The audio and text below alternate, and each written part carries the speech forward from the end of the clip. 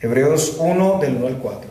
Dios, habiendo hablado muchas veces y de muchas maneras en otro tiempo a los padres por los profetas, en estos postreros días nos ha hablado por el Hijo, a quien constituyó heredero de todo y por quien asimismo hizo el universo, el cual, siendo el resplandor de su gloria y la imagen misma de su sustancia, y quien sustenta todas las cosas con la palabra de su poder, habiendo efectuado la purificación de nuestros pecados por medio de sí mismo, se sentó a la diestra de la majestad en las alturas, hecho tanto superior a los ángeles, cuanto heredó más excelente nombre que ellos. Oremos.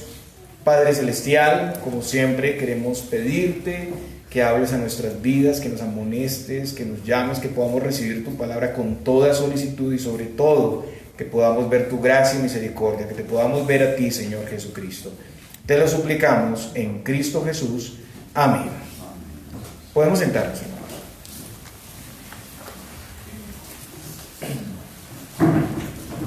Entonces vamos a seguir la exposición continuada de todas las Escrituras y nos corresponde iniciar aquí con el libro de los Hebreos. Ya en la escuela tuvimos un estudio detallado sobre una introducción sobre este maravilloso libro. Entonces, en cuanto al libro en general, en esta exposición solo vamos a ver algunas cosas particulares que hacen diferente al libro en relación a otros libros del Nuevo Testamento. Lo primero que vemos al abordar el libro es que, como decíamos, en la escuela dominical no se nos presenta el autor inicialmente, pues como vimos, algunos atribuyeron esa paternidad literaria al apóstol Pablo, pero también otros sugerían a Lucas, Apolos, Bernabé, Silas, Felipe, Aquila o Priscila, y realmente pues no sabemos, pero como Orígenes en el año 225 dijo, solo Dios sabe, nos atenemos a esas palabras, pero sí podemos ver por el contenido algunas características de este autor, por el uso tan sofisticado del griego, el vocabulario, el estilo, el conocimiento del Antiguo Testamento. Podemos definir que era un judío helenista. Además podemos ver que el autor era un hombre intelectual, un hombre apasionado con la fe cristiana, un hombre devoto con conocimiento profundo de las Sagradas Escrituras y alguien muy preocupado por las necesidades de sus oyentes, alguien cercano que conocía las situaciones de estas personas y le importaba. Este hombre era entonces un pastor. Tampoco se nos revela la identidad de los destinatarios, no se habla de alguna región o ciudad específica, y sabemos que el nombre de Hebreos fue añadido, sabemos que desde Tertuliano en el año 155 al 230 el título tradicional del libro era Pros Hebraios, para los hebreos, pero ese título pues no aparece en la carta. La opinión mayoritaria, aunque no definitiva, es que la carta estaba dirigida a judíos helenistas que vivían en Roma, aunque también se proponen otros lugares, pero lo más seguro era eso. Entonces, por el contenido solo podemos decir que esta carta estaba dirigida a creyentes, mayormente judíos. El autor llama a los israelitas del Antiguo Testamento nuestros antepasados. Eran personas que conocían bien el Antiguo Testamento y eran una segunda generación de creyentes. También sabemos que esas personas habían tenido un historial de persecución, ya vimos ampliamente eso. Algunos continuaban viviendo una persecución y al parecer el autor de Hebreos los está preparando para futuras persecuciones tal vez más fuertes. Y ante esas circunstancias parece que algunos estaban ya llegando a la apostasía, estaban a punto de apartarse definitivamente de Cristo. Algunos pues también estaban tentados a volver al judaísmo, las formas del judaísmo, estaban llegando a darle un grado de mayor importancia a todo lo que era figura y sombra en el Antiguo Testamento. Además, algunos, en lugar de ser cristianos maduros, necesitaban que se les volviera a enseñar, se esperaba que fueran ya maestros, pero no estaban dando el fruto esperado. Entonces, el autor escribe considerando y señalando la superioridad y provisión de Cristo para llamar al pueblo cristiano a una vida de perseverancia y obediencia. Y como decía, esta carta en su estructura es muy diferente, y es diferente porque, como hemos visto, no fue escrita como una carta o solo como un tratado teológico. Esta carta, según vemos en Hebreos 13:22, es una exhortación. El autor de Hebreos escribió para exhortar a su audiencia a rechazar las enseñanzas judías locales y permanecer fieles en el Señor. Entonces, es muy probable que la palabra aquí, la idea de mensaje de exhortación, corresponda a lo que hoy llamamos un sermón. Esa era la idea en ese tiempo. Entonces, algunos eruditos creen que este documento, el libro de los Hebreos, es una antigua homilía, es un sermón. Lo que tenemos aquí es un sermón, y tal vez el más antiguo que tenemos. Entonces, en estos meses que vienen estaremos haciendo sermones sobre un sermón. Eso es lo que vamos a hacer, sermones sobre un sermón. Un sermón rico en cristología, lleno de conexiones con el Antiguo Testamento, uno de los libros más desafiantes, un libro que nos llama a mirar a Cristo y considerar la identidad y obra de Cristo. Y vamos ahora sí al texto en el versículo 1. Dios, habiendo hablado muchas veces y de muchas maneras en otro tiempo a los padres por los profetas. Como ya dije, y vemos aquí, el autor inicia directamente con el contenido. Y esto es particular, esto centra toda la atención en el mensaje, en la palabra, no en el autor. Y también un sobreénfasis en el carácter universal de la epístola. Y lo primero que encontramos es la revelación de Dios. Al Señor le ha placido darse a conocer en su revelación especial. Él aquí se autorrevela. Él desea que conozcamos su ser, su plan, su voluntad. La Biblia, incluyendo el Nuevo Testamento, fue escrita en un gran periodo, toda la Biblia en un periodo de 1500 años aproximadamente. Durante el tiempo de la inspiración, el Señor comunicó muchas veces su palabra. Tenemos en el Antiguo Testamento 39 libros canónicos, y el Señor lo hizo de muchas maneras. Ejemplos de esto eran las visiones, sueños, voz audible. Los padres hacen referencia a las generaciones anteriores al pueblo hebreo en el Antiguo Testamento. Los profetas fueron los autores secundarios que, guiados por el Espíritu Santo desde Moisés hasta Malaquías, fueron instrumentos que recibieron esa revelación de Dios.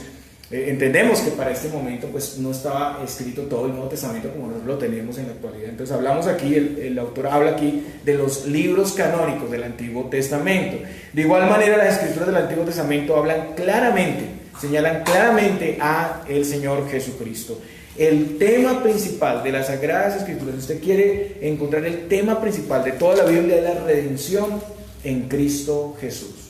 El mismo Señor Jesucristo en Juan 5:39 dijo: escudriñad las Escrituras, porque a vosotros os parece que en ellas tenéis la vida eterna, y ellas son las que dan testimonio de mí. Esta revelación se dio de manera progresiva y apuntaba constantemente a Cristo y su ministerio. El punto pleno de esta revelación es nuestro Señor Jesucristo. El apóstol Pedro, en su carta, 1 de Pedro 1, del 10 al 11, dice lo siguiente: los profetas que profetizaron de la gracia destinada a vosotros inquirieron y diligentemente indagaron acerca de esta salvación, escudriñando qué persona y qué tiempo indicaba el Espíritu de Cristo que estaba en ellos, el cual anunciaba de antemano los sufrimientos de Cristo y las glorias que vendrían tras ellos. Los profetas anunciaron lo por venir, anunciaron este tiempo de plenitud, esta revelación cuando Cristo viniera. Cosas que ellos mismos no alcanzarían a ver. Esos profetas desearon estar presentes en el cumplimiento de sus profecías, pero no lo estuvieron. Ellos escribieron para la generación del tiempo del Señor y para nosotros. El Señor, hablando a sus discípulos, dijo en Mateo 13, 16 y 17: pero bienaventurados vuestros ojos, porque ven, y vuestros oídos, porque oyen. Porque de cierto os digo que muchos profetas y justos desearon ver lo que veis y no lo vieron, y oír lo que oís y no lo oyeron. Ahora su manifestación, su ministerio, es la plenitud de la revelación. En Hebreos 1:2 dice: en estos postreros días nos ha hablado por el Hijo. Los postreros días hace referencia a ese tiempo que siguió al cumplimiento en Cristo de todo lo profetizado. En Él se cumplió todo lo que decía el Antiguo Testamento. El Verbo se hizo carne. Cristo, siendo la palabra de Dios, trae la revelación final y plena. Dios había prometido un profeta como Moisés. Ustedes lo pueden ver en Deuteronomio 18, los versículos 15 al 22. Un profeta como Moisés. Él es el profeta como Moisés que habría de venir, pero superior, porque él mismo es la palabra. Un profeta da las palabras de Dios, pero Cristo es la palabra misma de Dios. Y porque él mismo Dios es Dios y creador y sustentador de su pueblo. Moisés no, Moisés era un instrumento, un portavoz. Él es el Salvador, él es el Hijo de Dios en su casa. Y él mismo instruyó a sus santos apóstoles, hablando por medio de ellos, lo que tenemos plasmado en el Nuevo Testamento, hoy en día que tenemos nuestras Biblias ya completas, pero que para ese tiempo todavía no se había cerrado esa revelación, ¿no? En el libro de Hebreos, hasta el último libro es el libro de Apocalipsis, en el año 98. Ahora tenemos una revelación plena, el Hijo de Dios vino, Dios mismo se manifestó, y lo que tenemos en Cristo en cuanto a la revelación es la plenitud, es el cumplimiento. La Biblia es cristocéntrica. Al venir Cristo, todo lo que aún no era claro, lo que estaba en sombra y figura, ahora es la realidad, ahora es claro. Entonces los oyentes hebreos, siendo llamados a escuchar la voz del Hijo de Dios, aquí en toda la Escritura, deben escucharla como es en verdad la palabra de Dios, autoritativa y la revelación final de Dios.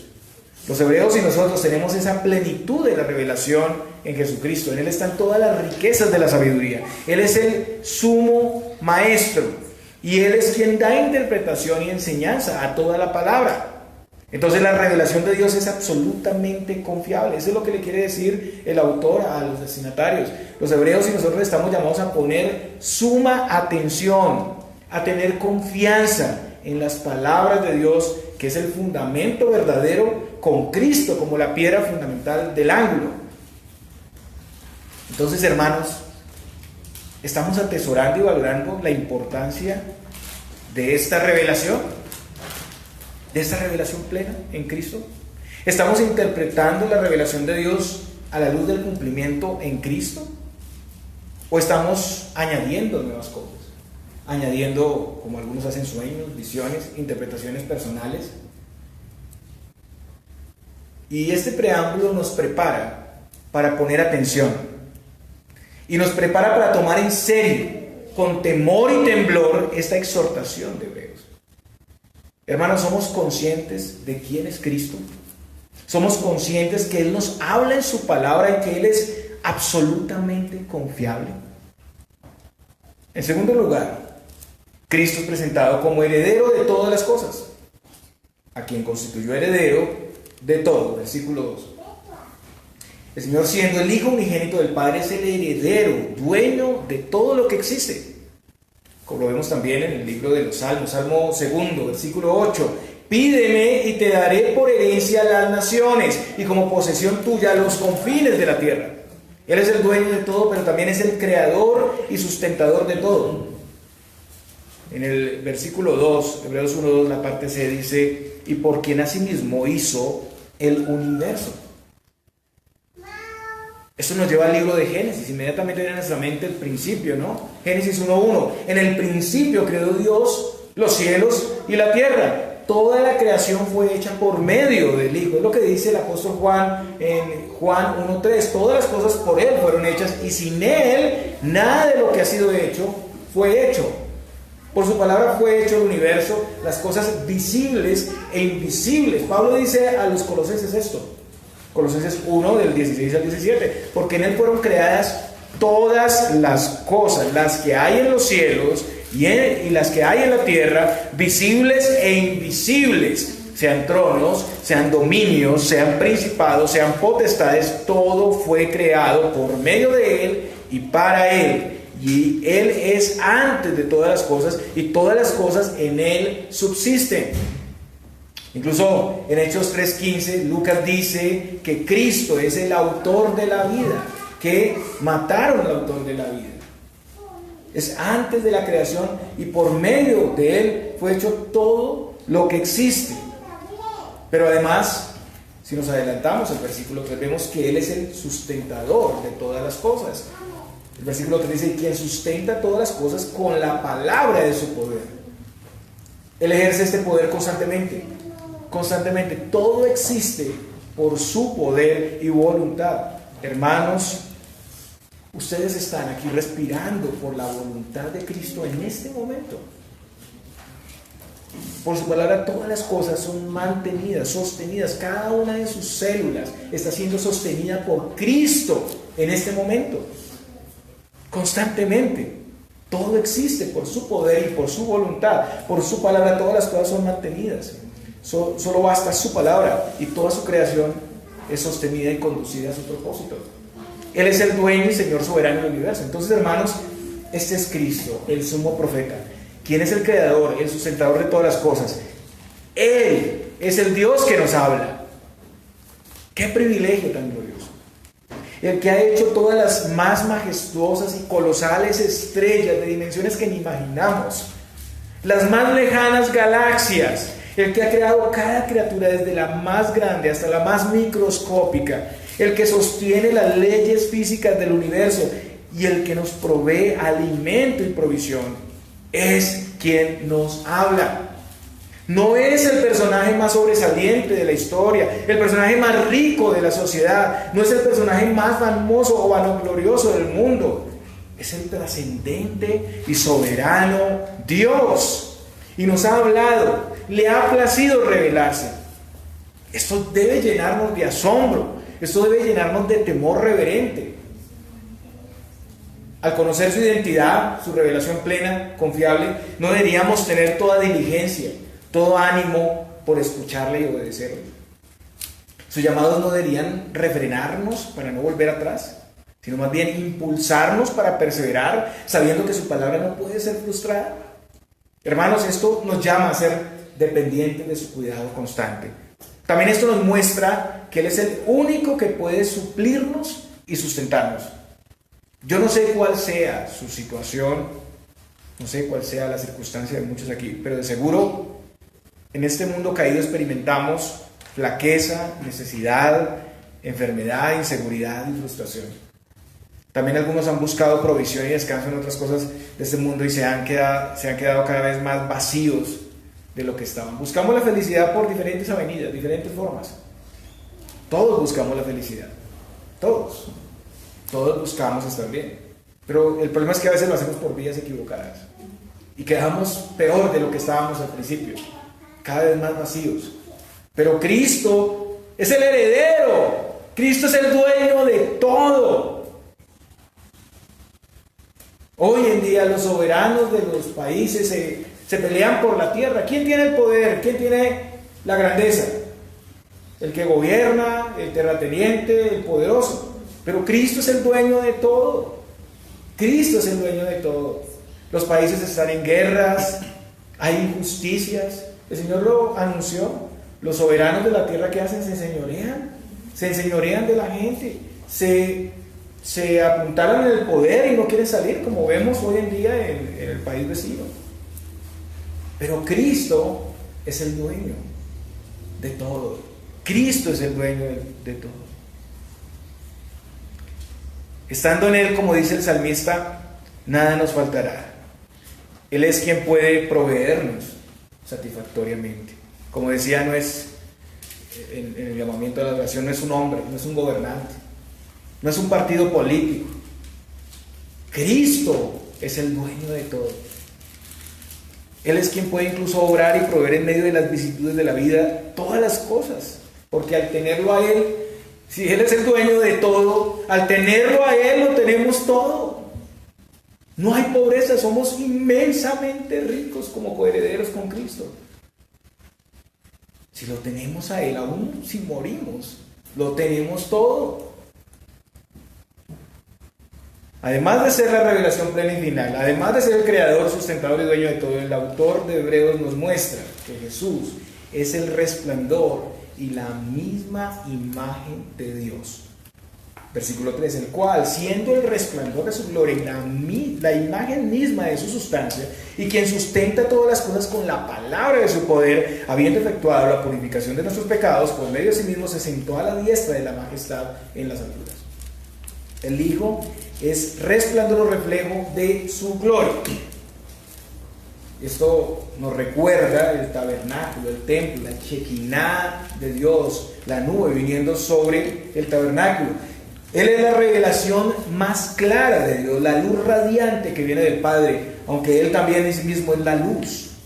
Como lo vemos en Juan 1:14, y aquel verbo fue hecho carne y habitó entre nosotros, y vimos su gloria, gloria como del unigénito del Padre, lleno de gracia y de verdad. En el Antiguo Testamento, Israel comprendía que Dios estaba en medio de ellos cuando su presencia llenaba, se posaba en el tabernáculo o en el templo. En el verbo, la gloria de Dios nuevamente estaba en medio del pueblo. El versículo 18 de Juan 1 dice: a Dios nadie le vio jamás. El unigénito Hijo que está en el seno del Padre, Él le ha dado a conocer. El verbo que era desde la eternidad con el Padre se hizo carne y vivió entre nosotros, habitó entre nosotros, y Él manifestó la gloria del Padre. Él le da a conocer. Y es la misma imagen de su sustancia, no de una sustancia parecida, sino la misma sustancia. Él es Dios, la representación exacta de su ser. En el original, la palabra que se traduce se refiere a monedas acuñadas que portaban la imagen de un soberano o presidente. Jesús lleva esa imagen, lleva ese carácter. Él es el Hijo de Dios, la revelación más plena de su gloria, de su poder y su carácter. La gloria del unigénito del Padre, ¿qué es en sí? A veces hablamos de la gloria y la gente se imagina cosas, ¿no? Cuando habla de la gloria, de la presencia de Dios, y en algunas iglesias esperan que la presencia baje y llegue a ellos supuestamente, ¿no? Y lo confunden con emociones, lo confunden con gritería, con música en alto volumen, con batería, con algunos instrumentos más ruidosos. Pero, ¿qué es la gloria de Dios? La gloria de Dios fueron las perfecciones y características del mismo Dios. La encarnación del Verbo hizo visible la gracia, la gloria y la verdad del Padre. Jesús estaba completa y perfectamente lleno de gracia y verdad, a tal punto que Él resplandecía en medio de las tinieblas como ninguna criatura lo podía hacer. Jesús dijo a Felipe: el que me ha visto a mí, ha visto al Padre. Juan 14:9. Él es el resplandor de la verdadera gloria de Dios. Sin embargo, como sabemos por el resto de la Escritura, la persona del Hijo es diferente a la persona del Padre. Hermanos, en Cristo tenemos la presencia misma de Dios. En cada culto, en cada reunión de adoración, está presente Cristo por su Espíritu y por su palabra. Cuando su palabra es enseñada, explicada, ahí está la gloria de Cristo. Cada vez que hablamos de sus atributos, sus perfecciones, su vida, su ministerio, cada vez que Cristo es expuesto y presentado, se nos está exhibiendo esa gloria de Dios. No tiene usted que temblar en el piso, no tiene que vomitar y revolcarse. La gloria de Dios son las perfecciones de Dios en Cristo. Cada vez que leemos con fe su palabra en nuestras casas, cuando llevamos su palabra, recordemos que Él prometió estar con nosotros todos los días hasta el fin del mundo. Entonces, la pregunta es si estamos viendo a Cristo de esa manera, si estamos percibiendo su gloria, su carácter y perfección. Y si ante esa majestad y realeza estamos sujetos y temerosos. Porque he escuchado a personas que llegan a la iglesia y dicen: aquí no hay unción, voy a ir a buscar a otro lado. No sabemos qué es lo que está buscando la persona, porque la gloria de Dios, su presencia por su palabra, donde está la palabra de Dios, ahí está Cristo. ¿Qué es lo que están buscando realmente? ¿Emociones? ¿Sensaciones? ¿Misticismo? Eso no es. Y además Jesús es el sumo sacerdote. Versículo 1:3. Habiendo efectuado la purificación de nuestros pecados por medio de sí mismo. Hermanos, el Hijo que es mayor a los profetas, el Hijo que se autorreveló, se dio a conocer en su palabra, siendo Señor, heredero y sustentador de todas las cosas, quien además las sostiene y es Dios mismo, ha venido para llevar a cabo la obra de redención. Él mismo vino. Él es el mediador perfecto, quien ha cumplido todas las demandas del Padre para purificarnos de nuestros pecados. En Efesios 1:7 dice: en quien tenemos redención por su sangre, el perdón de pecados según las riquezas de su gracia. Él ha efectuado una vez y para siempre esa purificación. Así como el sumo sacerdote debía hacer expiación, ustedes recuerdan el día de Yom Kippur, Levítico 16, del 29 al 34, pues de la misma manera Cristo es el sumo sacerdote, el mediador del pacto, que derramó su sangre para la purificación de nuestros pecados. Solo que a diferencia del sumo sacerdote, que era imperfecto, que debía hacer expiación por sí mismo, por los pecados del pueblo, pues Cristo es el sacerdote perfecto. Y Cristo es el sacerdote y el sacrificio, y un sacerdote perfecto que no se presentó con sangre ajena, sino con su propia sangre, como el libro de Hebreos mismo dice, Hebreos 7:26. Cristo es el Cordero perfecto a quien señalaban todas las ritualidades de purificación en el Antiguo Testamento. Ahora, viniendo Cristo, el cumplimiento que es Él es mayor y superior a todas las ritualidades y a todos los sacrificios. No hay razón para tener aquí un Cordero y comer de Él como en la Pascua, porque ya Cristo vino. Él es el Cordero de Dios, Juan 1:29. Y es un sacerdote que no tiene que presentarse continuamente, sino que hizo esto una vez y para siempre, consiguiendo la purificación, el perdón de los pecados. Y habiendo hecho su obra completa, su sacrificio fue aprobado por el Padre. Su sacrificio satisfizo las demandas de Dios en el pacto. Hermano, Jesús es mucho mayor a toda la ritualidad típica y cruenta del Antiguo Testamento. Nuestra purificación no vino por otro medio, sino por la sangre preciosa del Hijo de Dios. Él ha perdonado el pecado de los suyos. Él fue destinado, enviado para ser este Cordero Pascual. Y solo Él, siendo completamente hombre y completamente Dios, podía cumplir las condiciones del pacto. Solo Él podía llevar la ira de Dios. Cada vez que abrimos las Escrituras, somos llamados a mirar a ese sacrificio único, suficiente y final para el perdón de nuestros pecados, y no a nosotros mismos, o a nuestra práctica religiosa, o a nuestra justicia. Hermanos, Jesucristo es mejor que lo que la mera religión puede ofrecer. Y seguimos leyendo, versículo 3. Se sentó a la diestra de la majestad en las alturas. ¿Qué quiere decir eso? Cristo es Rey. Rey, el que nos habla es Rey. Él nos está diciendo: yo soy el Rey. Escúchenme. Cristo es el Rey que se sienta en lugar de honor. Al ascender el Señor fue exaltado a todo honor. Hebreos 10:12 dice lo siguiente: pero Cristo, habiendo ofrecido una vez para siempre un solo sacrificio por los pecados, se ha sentado a la diestra de Dios. De ahí en adelante, esperando hasta que sus enemigos sean puestos por estrado de sus pies. Noten ustedes que el autor de Hebreos está conectando cada pasaje, cada cosa que dice con el Antiguo Testamento. Hay muchas cosas aquí realmente en esos versículos. Es demasiado. Aquí hace referencia al Salmo 110. El versículo 1 dice: Jehová dijo a mi Señor: siéntate a mi diestra hasta que ponga a tus enemigos por estrado de tus pies. Jehová enviará desde Sión la vara de tu poder, domina en medio de tus enemigos. Él ascendió al cielo, tomó su lugar de honor a la diestra del Padre. El Señor está en esa posición de gobierno y dominio. Él es el Rey del reino y de toda la creación. Y un día sus enemigos serán completamente suprimidos. Este será el día de su segunda venida en gloria. Él ascendió a los cielos para gobernar sobre todos sus enemigos. Fue sentado a la diestra de Dios como el vencedor sobre Satanás, sobre todas las fuerzas del mal que fueron puestas debajo de sus pies. Miren lo que dice Pablo a los Efesios, Efesios 1, 20 al 21. Vaya conmigo a ese texto, Efesios capítulo 1, en los versículos 20 al 21.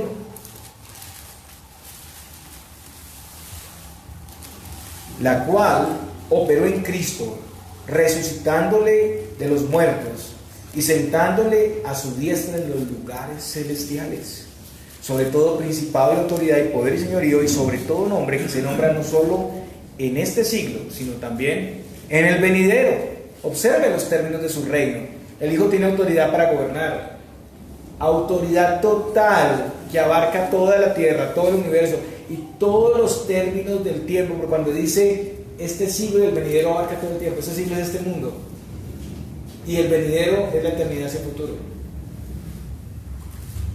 Lo que se nos dice es que lo que nos dice el autor es que Cristo es nuestro Rey que gobierna plenamente con un reino que no tiene fin. A Él es a quien debemos acudir en medio de nuestras circunstancias difíciles. A Él es a quien debemos acudir cuando vemos que nuestro gobierno no avanza, cuando vemos corrupción, cuando vemos maldad. Por algo se nos manda a orar por nuestros gobernantes. Hay necesidad en el mundo. El pueblo de Dios luchando en diferentes circunstancias también a causa de malos gobiernos también. Pero Cristo reina. No existe un lugar donde Cristo no reine. No es que en ese lugar es el lugar de las tinieblas. No, no hay lugar para las tinieblas. Cristo reina. Reina en todo lugar. En segundo lugar, al ascender el Señor es nuestro intercesor. Habiendo resucitado, Él es el sumo sacerdote que permanece para siempre, intercede por nosotros. Ahora podemos ir confiadamente al trono de la gracia y Él nos escucha y Él nos responde. ¿Y eso qué nos da? ¿Qué nos provee? Confianza, plena confianza, hermanos. Pablo dice lo siguiente a los romanos: ¿quién es el que condenará? Cristo es el que murió, más aún el que también resucitó, el que además está a la diestra de Dios, el que también intercede por nosotros. ¿Qué nos separará del amor de Cristo? ¿Tribulación, o angustia, o persecución, o hambre, o desnudez, o peligro, o espada? Como está escrito, por causa de ti somos muertos todo el tiempo, somos contados como ovejas de matadero. Antes, en todas estas cosas, somos más que vencedores por medio de aquel que nos amó. Hermanos, con Cristo reinando a la diestra del Padre, tenemos toda seguridad, toda provisión para avanzar, para estar animados, para ser valientes, para servirle. Cristo es un Rey que gobierna con justicia y verdad. Y finalmente el autor introduce el tema de la superioridad de Cristo y empieza con los ángeles. Y acá tenemos este versículo 4, esa introducción: hecho tanto superior a los ángeles, cuanto heredó más excelente nombre que ellos. Y quiero decirles que aquí en estos pasajes que acabamos de ver tenemos la introducción de todo el libro. O sea, lo que se va a ver dentro de todo el libro está aquí en esta parte. Estamos introduciendo, el autor introdujo cada uno de los apartes que vamos a ir viendo hasta que lleguemos al último capítulo, el capítulo 3. Entonces noten ustedes cómo el autor nos está dando como un abrebocas de todo lo que va, todo el deleite que vamos a tener hablando de Cristo. Bien, hecho tanto superior a los ángeles, cuanto heredó más excelente nombre que ellos. Además de ser la revelación más plena y final de Dios, además de ser heredero, Señor sobre todo, Dios mismo, el sumo sacerdote, el Rey intercesor, se nos dice dos cosas más: que es superior a los ángeles y que heredó más excelente nombre. Es por ese nombre que Él es superior a los ángeles, precisamente. Y aquí se refiere más que todo al nombre de hijo, al título de hijo. Hijo de Dios. Eso lo vemos en el versículo 5. Si usted mira en el versículo 5 se va a dar cuenta. ¿A cuál de los ángeles Dios le dice: tú eres mi hijo? A eso se está refiriendo. Es superior en su relación con el Padre. Él es el Hijo. En su relación es superior a los ángeles. Entonces el Salmo 2.7, y esa es la referencia aquí cruzada: yo publicaré el decreto, Jehová me ha dicho, mi hijo eres tú, yo te engendré hoy. Los ángeles son creados por Dios. En algunas partes de la Escritura a veces se les llama hijos de Dios, pero en un sentido creacional. No pueden serlo como lo es el unigénito Hijo de Dios. Los ángeles jamás se han atribuido ese título o se les ha dado ese título. Incluso a los ángeles se les manda a adorarlo. Y voy a hacer un pequeño avance de lo que vamos a ver en el resto de los textos, porque lo que vemos ahí es que se les manda en el versículo 6 a adorarlo. Adórenle todos los ángeles. Él es Dios. El Señor no comparte su gloria con nadie. Entonces sencillamente se está diciendo que es Dios. Si ustedes miran el versículo 7, Él es superior porque es el Señor, es el amo, y los ángeles son siervos, son ministradores, son sus siervos. en el versículo 8, y el Señor es superior a los ángeles porque tiene trono permanente. Los ángeles no tienen tronos. El Padre habla del Hijo diciéndole: tu trono, oh Dios, por los siglos. Le está diciendo Dios y le está hablando de un trono. Además, el Señor, a diferencia de los ángeles, es ungido, ¿cierto? Es superior a la creación, es eterno, es inmutable y tiene una posición de autoridad a la diestra del Padre. Los ángeles no. Además, Él envía a sus ángeles a servir a los creyentes. Él más bien envía a los ángeles a servir a los creyentes. Y no sabemos cuántas veces el Señor nos ha guardado por medio de sus santos ángeles, ¿no? Hermanos, cuando Cristo entró al mundo en su estado de humillación, Él se hizo hombre, y en esto Él se hizo un poco menor a los ángeles, porque los ángeles son mayores en poder, en fuerza. Él se despojó de su ambiente de gloria, ¿no? Pero aunque se humilló hasta lo sumo para sobrellevar la redención, Él era verdaderamente el Hijo de Dios, y aunque en algunos momentos se corría la cortina y se podía ver su gloria, solo en su estado de exaltación, sobre todo en su ascensión, como se muestra aquí, se revela claramente su majestad. Hubo momentos extraordinarios, ¿no? Ustedes recuerdan la transfiguración. Momentos donde se nos corre el velo y se nos permite ver algo más de la gloria de Él, de su identidad, de sus atributos, de su gracia, de su poder y supremacía. Hermanos, estos textos que vimos hoy son entonces la introducción que vamos a ver en esta carta. El autor de Hebreos nos muestra esa supremacía de Cristo. Él desea que quienes escuchen esta carta, vean su grandeza y estimen a Cristo como lo que verdaderamente es: el sumo profeta, el heredero, el creador, el sustentador de todas las cosas, el Dios verdadero, el redentor de su pueblo y el Rey supremo, exaltado en gloria sobre todo poder y autoridad. Hermanos, Él es quien ha hablado por su palabra, a quien debemos estar atentos, dependientes. Él es a quien debemos temer, a quien debemos ir. Él es en quien encontramos todo lo que tiene valor e importancia en la vida y en la muerte. Él se ha acercado a nosotros, nos sigue mostrando hoy por su palabra su gloria y su poder. Nos llama a ver su obra de redención, y el autor quiere que miremos a Cristo, que le busquemos en las Escrituras, que anhelemos saber de su ser, de su supremacía sobre todas las cosas. Hermanos, nuestra necesidad más grande es más conocimiento de Jesucristo, nuestro Señor y Salvador. Miren que esta comunidad a la que se escribe tenían problemas, querían volver atrás, tenían dudas, pecaban contra el Señor, algunos ni se querían congregar. Estaban desanimados, estaban desalentados. ¿Y qué les presenta el autor? La doctrina de la cristología. A veces pensamos que queremos enseñanzas prácticas. Pastor, enséñame 5 pasos para mejorar mi matrimonio. Enséñame, una regla para tener éxito en la vida. Una regla bíblica, y le pones versículos. Pero miren lo que hace el autor. Nos presenta a Cristo, sus perfecciones, su trascendencia, su grandeza. Esa es nuestra necesidad más grande. Hermanos, el Señor ha hablado en su palabra, la hemos leído, la hemos recibido. El Señor sea obrando en nuestros corazones. Que el Señor les bendiga.